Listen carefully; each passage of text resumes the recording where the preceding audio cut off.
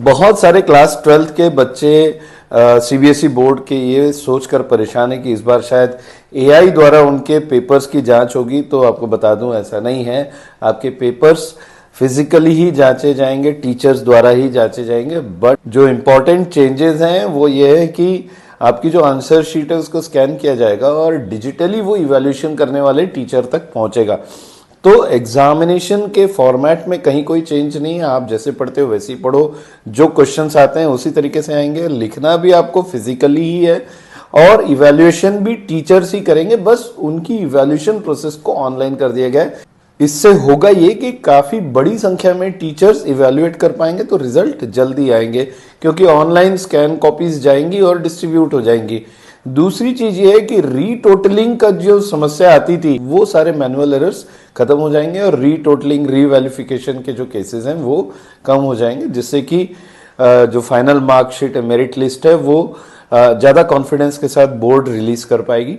तीसरी बात यह है कि इससे आपकी इवैल्यूएशन प्रोसेस जो है बहुत ज्यादा ट्रांसपेरेंट और रिलायबल हो जाएगी। बहुत महत्वपूर्ण मुद्दे की बात यह है कि ऐसी न्यू इवैल्यूएशन प्रोसेस में स्टूडेंट्स को किन बातों का ध्यान रखना होगा।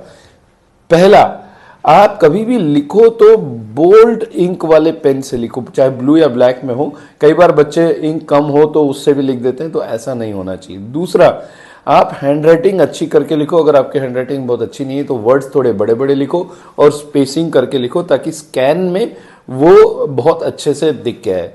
तीसरी बात, आप top bottom right left margin जो है आंसर शीट में काफी अच्छी रखो। बिना मार्जिन के अगर आपने एंड टू एंड लिख दिया तो हो सकता है स्कैन में कुछ चीजें छूट जाएंगी। चौथा, अगर आप कोई लाइन डायग्राम बना रहे हो या कोई पाई चार्ट पेंसिल से बना रहे हो तो एचबी की पेंसिल जिसकी आपने लिड को बहुत अच्छी धार बना के रखी हो उसको आप यूज करो, अन्यथा पेंसिल से बनाया हुआ ड्राइंग जो है वो शायद स्कैन में प्रॉपरली नहीं आ पाए। पांचवा, जिस भी क्वेश्चन का आंसर दे रहे हो लेफ्ट साइड में क्वेश्चन नंबर हाईलाइट करके लिखो, और अगर आपका आंसर एक पेज से दूसरे पेज में जा रहा है तो कंटिन्यूड प्लीज चेक और लीव करके नीचे लिखो। बॉटम फुटनोट जरूर लिखो।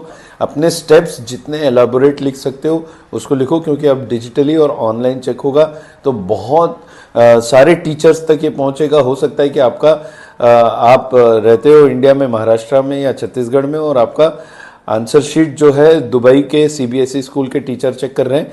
तो be as structured as stepwise as possible. Wish you all the best. I am doctor Ajit Varvankar, career counsellor, psychologist, my अगला कदम डॉक्टर।